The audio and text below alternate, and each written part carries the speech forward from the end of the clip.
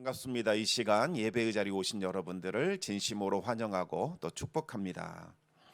지난 시간에는 우리가 요나단의 그 믿음과 헌신으로 이스라엘이 블레셋과의 전쟁을 치러 승리를 했고, 또 블레셋을 이스라엘 땅에서 완전히 내어쫓는 그와 같은 내용에 대해서 우리가 은혜를 나누었습니다. 그 이후로 블레셋은 이제 이스라엘을 감히 쳐들어올 수가 없었습니다. 그리고 이스라엘은 아주 오랫동안 평화를 누리게 됩니다. 그런데 20년 만에 이제 하나님께서 사무엘을 보내셔서 사울에게 말씀을 전하게 하셨습니다. 우리 함께 사무엘상 15장 1절에서 3절까지 말씀을 같이 한번 읽겠습니다. 사무엘이 사울에게 이르되 여호와께서 나를 보내어 왕에게 기름을 부어 그의 백성 이스라엘 위에 왕으로 삼으셨은즉 이제 왕은 여호와의 말씀을 들으소서. 만군의 여호와께서 이같이 말씀하시기를 아말렉이 이스라엘에게 행한 일 곧 애굽에서 나올 때에 길에서 대적한 일로 내가 그들을 벌하노니 지금 가서 아말렉을 쳐서 그들의 모든 소유를 남기지 말고 진멸하되 남녀와 소아와 젖먹는 아이와 우양과 낙타와 나귀를 죽이라 하셨나이다 하니. 아멘. 하나님은 사울에게 가서 아말렉을 진멸하라 이와 같은 명령을 주셨습니다. 아말렉의 모든 소유를 남기지 말고 남녀와 어린 아이들과 젖먹는 아이와 낙타와 나귀를 모두 다 진멸하라고 말씀하셨습니다. 오늘날 인권의 관점에서 보면 이 명령이 너무나도 잔인하고 또 너무나도 과하다는 그와 같은 생각을 갖게 됩니다. 그래서 어떤 사람들은 말하기를 구약의 하나님은 피에 굶주린 하나님처럼 보인다 이렇게 비난을 합니다. 그런데 하나님께서 명하신 이 진멸하라는 말씀은 정치적으로 보복하라는 그런 의미가 아닙니다. 하나님께서 아말렉으로 인하여 당해야 했던 그와 같은 이스라엘의 수치, 그리고 하나님의 이 영광을 회복하기 위해서 하나님의 심판을 대행하라는 그와 같은 말씀입니다. 어떤 사람들은 어떻게 사랑의 하나님께서 창조하신 인간을 지옥불로 내려보낼 수 있느냐, 그런 하나님은 있을 수 없다 이렇게 주장을 합니다.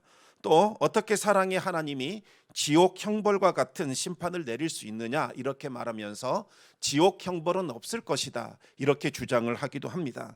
하지만 지옥은 분명히 존재합니다. 만약 지옥 형벌이 없다면 예수님께서 십자가를 지셔야 할 이유가 전혀 없습니다.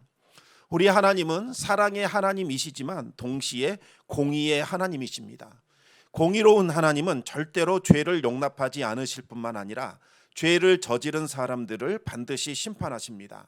이 하나님의 사랑과 하나님의 공의가 서로 상충되고 반대되는 것처럼 보이지만 그 모두를 다 충족시킨 것, 그것이 바로 예수님의 십자가입니다. 하나님은 독생자 예수 그리스도를 십자가에 내어주심으로써 얼마나 사람을 사랑하시는지 인간에 대한 하나님의 사랑을 확증해 주셨습니다. 그리고 또 죄인은 반드시 심판받아야 한다는 하나님의 공의를 충족시켜 주셨습니다. 따라서 누구든지 이제부터는 예수님의 십자가를 부인하고 거부한다면 하나님의 진노와 지옥 형벌을 피할 수 없게 되는 거죠. 그런데 왜 하필 하나님은 아말렉을 이토록 크게 진멸하라, 심판하라 말씀하셨을까요? 그 이유는 아말렉이 출애굽 사건 때에 용서받을 수 없는 죄악을 저질렀기 때문입니다. 아말렉은 이 광야를 지나가는 사람들, 그 사람들을 몰래 칼로 쳐서 죽이고 약탈하는 그와 같은 일들을 하면서 먹고 살았던 이 족속들이었습니다. 그런데 이스라엘이 출애굽한 후에 르비dim 광야에 머물러 있을 때에 아말렉이 몰래 쳐들어오게 됩니다. 하나님은 모세를 산으로 부르셔서 이스라엘을 위하여 손을 들고 기도하게 하셨습니다. 모세의 기도로 이스라엘은 아말렉을 물리칠 수 있었습니다. 그런데 아말렉은 그 후로도 아주 집요하고 끈질기게 이스라엘을 괴롭히게 됩니다. 아주 비겁한 방식으로 이스라엘을 괴롭혔습니다. 그들은 체력이 약해서 뒤로 처진 어린아이들, 부녀자들, 노인들을 죽이고 약탈하는 일들을 자행했습니다. 하나님은 이 아말렉의 행위를 매우 가증스럽게 여기셨고 반드시 그들을 심판하시겠다고 선언을 하셨습니다.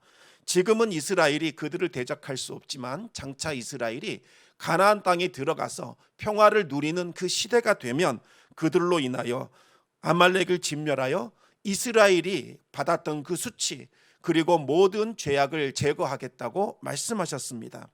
이제 이 사울을 통하여서 블레셋을 물리치셨고 20년간 평화를 얻게 되었으니까 하나님께서 이제 아말렉을 진멸하여 그동안에 누적되어 왔던 그들의 죄악과 이스라엘이 받아야 했던 수치와 하나님의 손상된 영광을 다시 회복시키는 그와 같은 일들을 하라고 사울에게 명령하신 겁니다. 사울은 이 아말렉을 진멸하는 이 전쟁을 수행하기 위하여 병사들을 소집했습니다. 그랬더니 21만 명이나 되는 아주 많은 숫자들이 모여들었습니다. 사울은 이들을 통솔해서 아말렉의 성에서 아주 가까운 그 골짜기에 매복을 시켰습니다. 그런데 이 아말렉의 성 안에는 겐 족속들도 함께 살고 있었습니다. 그런데 이 겐 족속들은 광야 생활할 때 이스라엘에게 아주 큰 도움을 주었던 이드로의 후손들이었습니다. 이드로는 모세의 장인이죠. 따라서 하나님은 이들이 아말렉과 함께 심판받는 것을 기뻐하지 않으셨습니다. 하나님은 의인이 악인과 함께 멸망당하는 것을 원하지 않기 때문에 반드시 악인의 멸망에로부터 의인을 구원해 주십니다.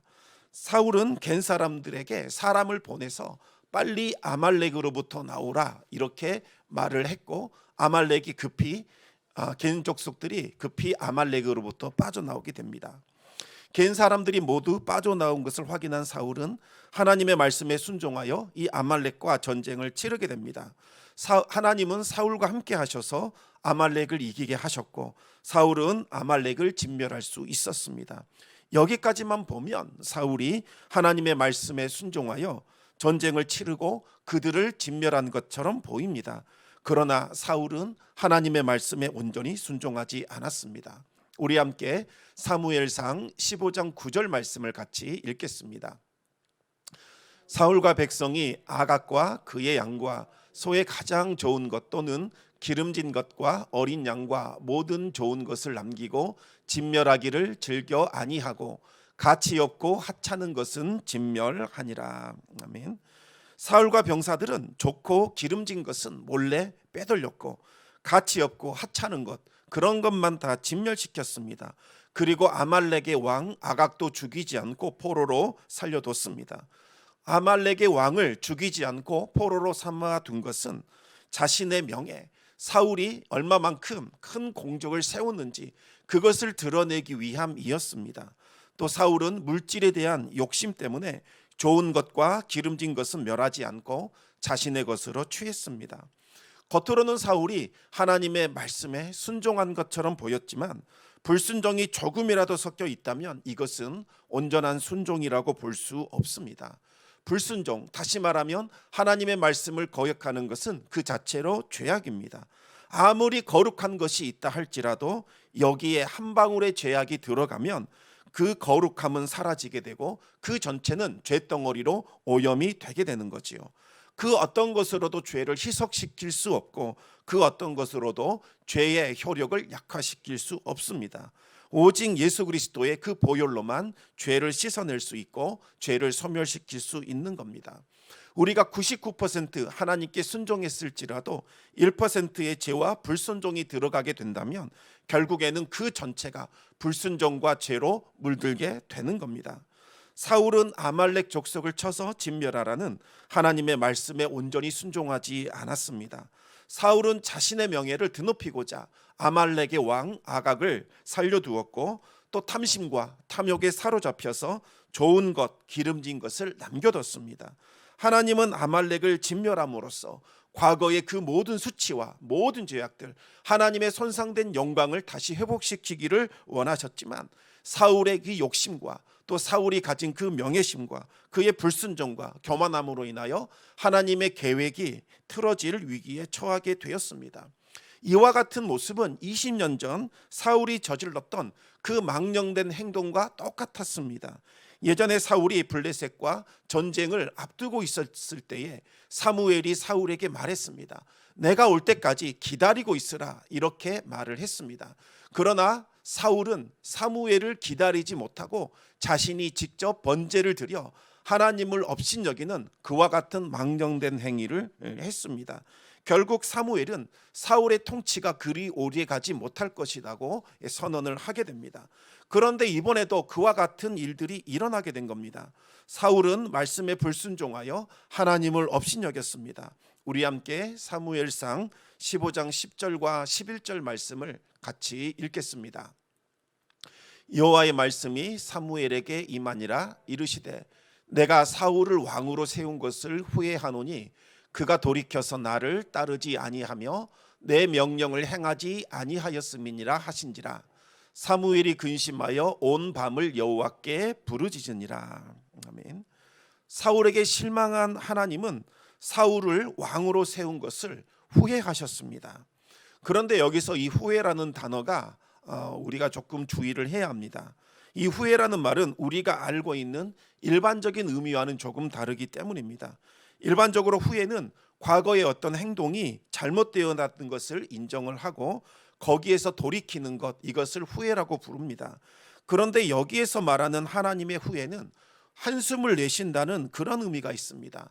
하나님께서 크게 근심하며 슬퍼하셨다는 뜻입니다.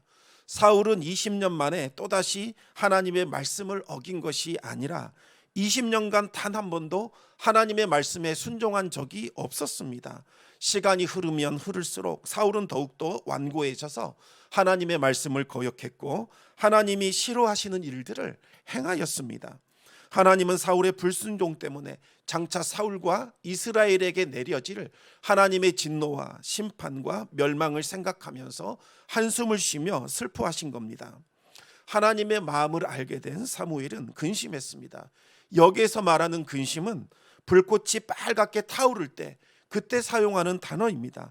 다시 말하면 사무엘이 사울로 인하여 분노가 치밀어 올랐다는 뜻입니다. 자신이 직접 기름을 부어 세운 이 사울이 끊임없이 하나님을 거역하고 하나님을 멸시할 뿐만 아니라 사무엘이 사사로 통치했을 때보다 영적으로 훨씬 더 타락해가는 그 모습을 보면서 사무엘은 괴로움과 함께 분노를 느끼게 된 겁니다. 사무엘이 가진 분노는 개인적인 감정에서 나온 것이 아니라 하나님께서 사울을 세우신 그 거룩한 목적이 완전히 파괴되고 손상되는 것을 보면서 느끼는 거룩한 분노였습니다. 사무엘은 온 밤을 새워 하나님께 울부짖으며 기도드렸습니다. 사무엘이 사울의 죄로 인하여 하나님께 기도를 드린 겁니다. 사무엘은 기도하는 죄를 쉬지 않겠노라 그렇게 선언했었는데 그 약속을 이행하고자 밤새도록 사울과 이스라엘을 위하여 힘써 기도했습니다. 사무엘은 이제라도 사울이 회개하여 하나님께 돌아와 죄 사함을 받게 해달라고 그렇게 기도를 했습니다. 그리고 사울이 저지른 이 죄악이 이스라엘에게 미치지 않도록 하나님이 이스라엘에게 심판하시거나 진노하지 않게 해달라고 그렇게 간구를 했습니다.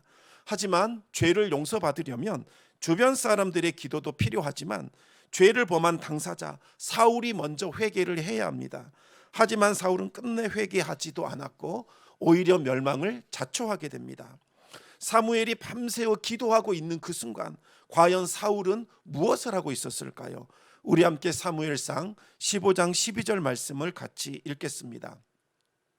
사무엘이 사울을 만나려고 아침에 일찍이 일어났더니 어떤 사람이 사무엘에게 말하여 이르되 사울이 갈멜에 이르러 자기를 위하여 기념배를 세우고 발길을 돌려 길갈로 내려갔다 하는지라. 사울은 이 아말렉과의 전쟁에서 승리한 것, 이것을 기념하고자 승전비를 세웠습니다.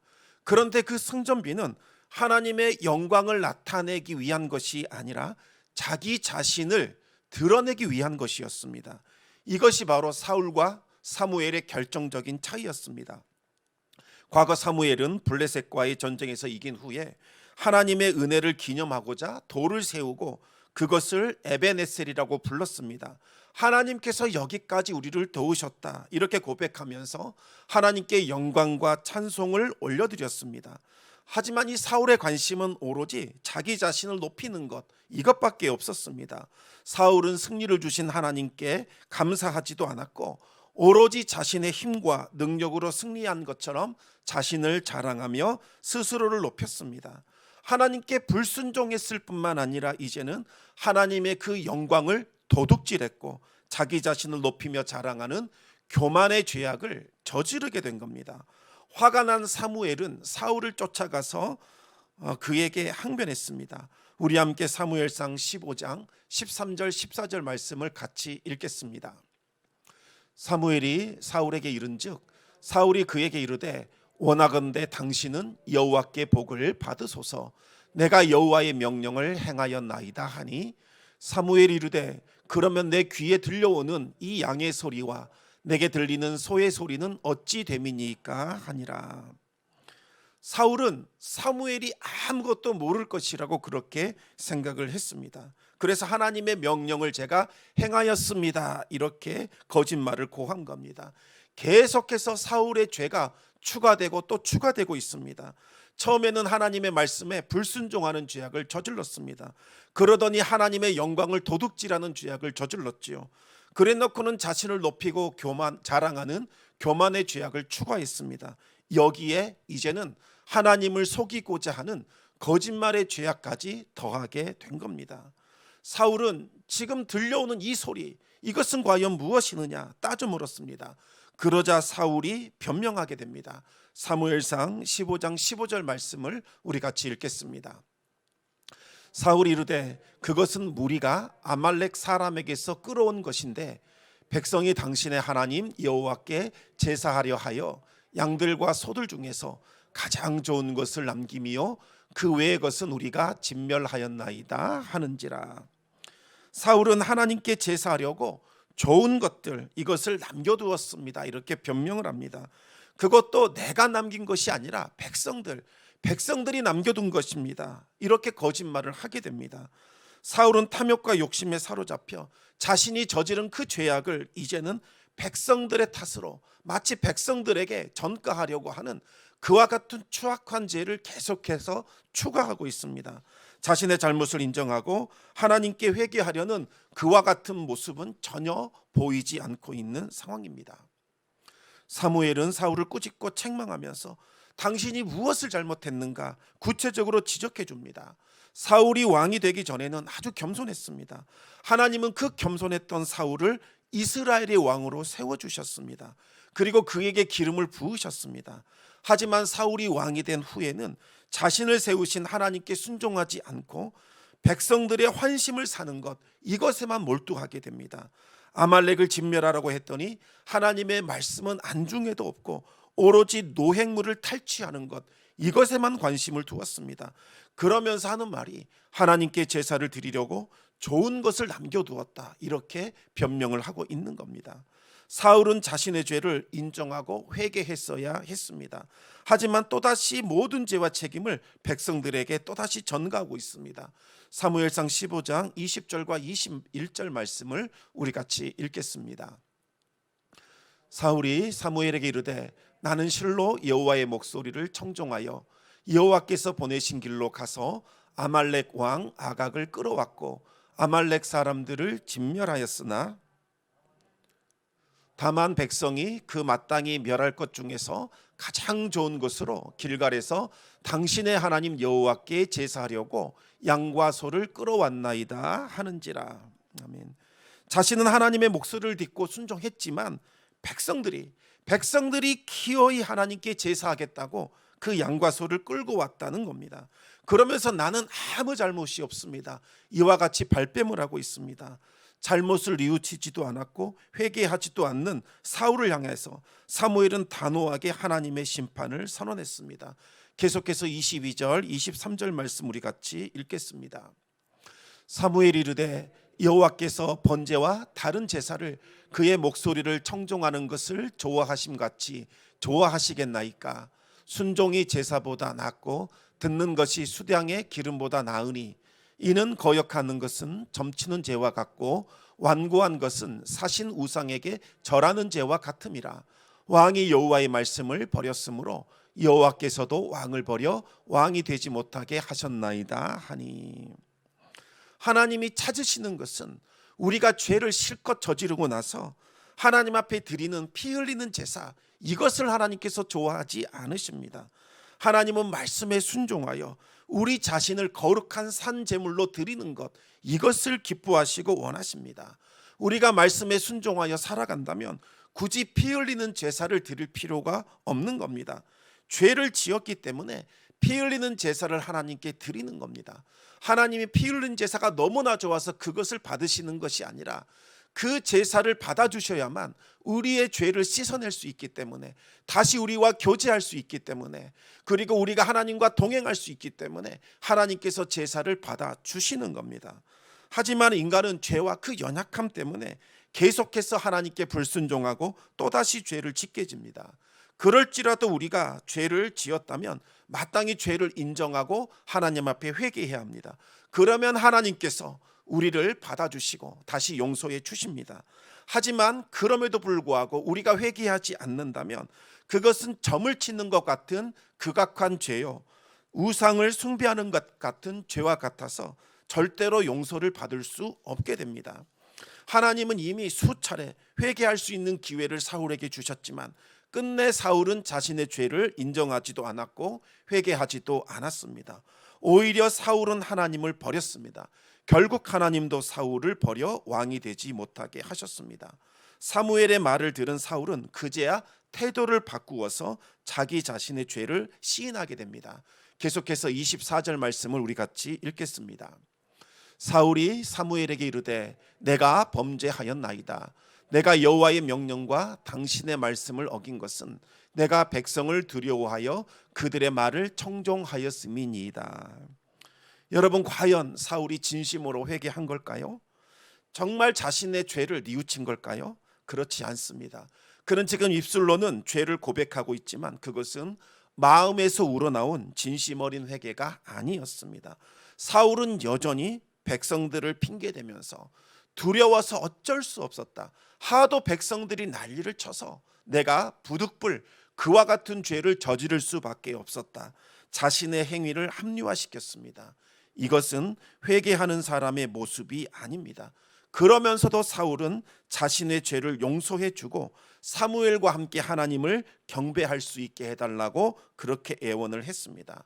왜 사울은 하나님을 인정하지 않으면서 왜 하나님께 제사를 드릴 수 있게 해달라고 애원했을까요? 사울이 집례하는 제사에 참여함으로써 아직은 내가 왕으로서 건재하다, 이것을 과시하고 싶었기 때문입니다. 사울은 하나님께 드리는 이 제사마저도 자기 자신을 높이는 수단으로 삼았습니다. 이것은 하나님과 하나님의 제사를 업신여기고 멸시하는 행위입니다. 사무엘은 사울의 요청을 단호하게 거절하고 뒤돌아서게 됩니다. 다급해진 사울은 사무엘의 겉옷자락을 붙잡았고 겉옷자락이 찢어지게 됩니다. 그런데 이 겉옷자락이라는 것은 그 옷을 입은 사람의 권위를 상징하는 물건이기 때문에 함부로 상대방의 겉옷자락을 손대서는 안 됩니다. 특히 이 사무엘은 선지자요 제사장이었기 때문에 하나님의 권위가 사무엘의 겉옷자락에 머물러 있었습니다. 그런데 사울이 그 겉옷자락을 붙잡아서 찢어버린 겁니다. 사울은 사무엘의 권위를 손상시켰을 뿐만 아니라 하나님의 권위까지 손상시키는 그와 같은 행동을 하게 됩니다. 사울이 겉옷자락을 찢는 이 행위를 보면서 사무엘은 이제 하나님의 뜻이 구체적으로 나타나는 것을 깨닫게 됩니다. 하나님은 사울에게서 이스라엘을 떼어 사울보다 더 나은 사람, 하나님의 말씀을 청종하고 하나님께 순종하는 사람에게 주셨다고 선언을 하게 됩니다. 성령의 감동을 받은 사무엘은 사울의 왕권이 이미 다른 사람에게 넘어갔다고 선언을 하게 됩니다. 사울로부터 이스라엘의 왕권을 물려받은 사람은 바로 다윗입니다. 사무엘의 말을 들은 사울은 더욱더 끈질기게 사무엘에게 매달리게 됩니다. 그러나 사울의 말은 사무엘의 마음을 더욱더 아프게 할 뿐이었습니다. 우리 사무엘상 15장 30절 말씀을 같이 읽겠습니다. 사울이 이르되 내가 범죄하였을지라도 이제 청하옵나니 내 백성의 장로들 앞과 이스라엘 앞에서 나를 높이사 나와 함께 돌아가서 내가 당신의 하나님 여호와께 경배하게 하소서 하더라. 사울의 관심사는 오로지 자신의 왕권 이것밖에 없었습니다. 하나님에 대해서는 아무런 관심이 없었습니다. 심지어 하나님에 대해서 말하기를 나의 하나님 여호와 이렇게 부르는 것이 아니라 당신의 하나님 여호와 이렇게 부르고 있습니다. 사울은 이미 하나님과 끊어진 상태, 결별된 상태였습니다. 하나님을 떠난 지 오래되었습니다. 형식적으로만 하나님을 믿는 척하지만 그의 마음에는 이미 하나님이 계시지 않았습니다. 하나님은 사울이 돌아올 수 있도록 여러 차례 끊임없이 기회를 주셨지만 사울은 마음을 닫아버렸습니다. 사울은 회개할 수 있는 기회를 완전히 잃어버렸고 이제는 멸망의 길을 걸어가게 됩니다. 그 후로 사무엘은 죽는 날까지 사무엘을 두 번 다시 보지 않았습니다. 사랑하는 성도 여러분, 하나님께서 우리에게 원하시는 것은 우리가 뭔가 이 화려한 제사를 드리거나 하나님 앞에서 대단한 일들을 행하는 것, 하나님은 이것을 우리에게 원하는 것이 아닙니다. 하나님은 우리가 겸손하게 하나님 앞에서 우리 자신을 낮추고 하나님의 말씀을 듣고 하나님께 순종하는 것, 이것을 원하십니다. 하나님은 우리가 하나님과 동행하는 삶을 살기를 기뻐하십니다. 믿음은 들음에서 나는 겁니다. 우리가 말씀을 듣고 순종할 때에 믿음이 생겨나게 됩니다. 사울이 겸손하게 자신을 낮추며 하나님의 말씀을 듣고 순종했을 때에는 하나님이 그를 지극히 높여 이스라엘의 왕으로 세워주셨습니다. 하지만 사울이 자신의 그 욕망과 탐욕에 사로잡혀 하나님의 말씀을 듣지 않고 자기 자신이 스스로 자신을 높이는 교만에 빠져서 불순종했을 때에 하나님은 사울을 버리셨고 그의 왕권을 빼앗아 다윗에게 넘겨주셨습니다. 하나님은 하나님을 존중히 여기는 그 사람을 존중히 여기시고 하나님을 멸시하는 그 사람을 경멸하십니다. 하나님의 말씀을 듣고 순종하심으로써 존귀와 영광을 받는 은혜가 날마다 함께하기를 우리 주님의 이름으로 축원합니다. 이 시간 우리 함께 말씀을 기억하면서 기도하기를 원합니다. 2022년 여러분이 바라는 한 가지 소원은 무엇입니까? 여러분들이 수많은 것을 계획하고 수많은 것을 달라고 기도할 수 있을 것입니다. 하나님, 올해에는 이런 일도 해보고 싶고 저런 일도 해보고 싶습니다. 우리 자녀들에게 이런 일이 일어났으면 좋겠습니다.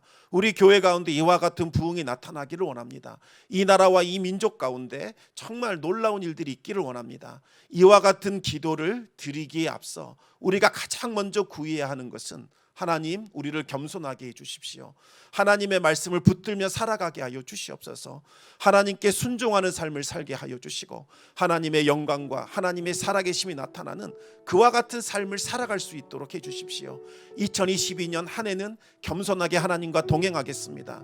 이와 같은 기도를 우리가 먼저 드려야겠습니다. 우리가 겸손히 우리 자신을 낮출 때에 하나님께서 우리를 높여주시는 놀라운 일들을 경험하게 될 겁니다. 하나님께서 찾아오셔서 우리의 교만한 마음 낮춰주시고 주님과 동행하는 믿음의 삶을 살 수 있게 달라고 우리 같이 합심하여 기도하겠습니다.